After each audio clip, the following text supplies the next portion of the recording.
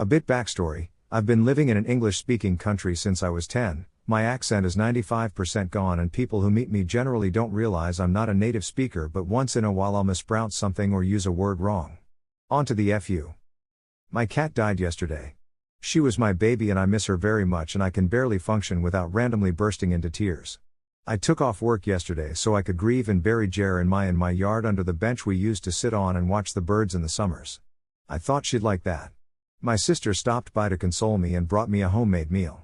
Despite it being delicious, I could barely eat and saved it for later.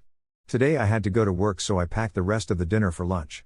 When I came in, my eyes were puffy from crying and people were asking me what happened, and I explained about my cat.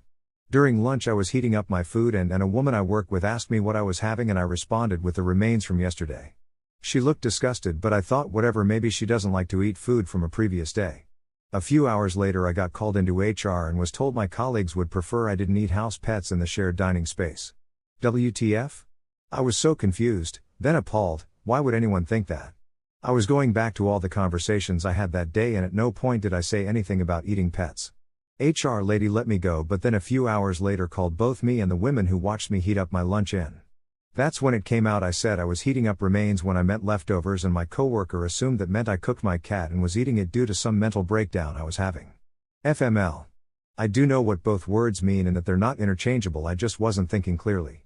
Despite my explanation, people are still giving me looks. TL, DR, I misused the word remains and now my coworkers think I ate my cat.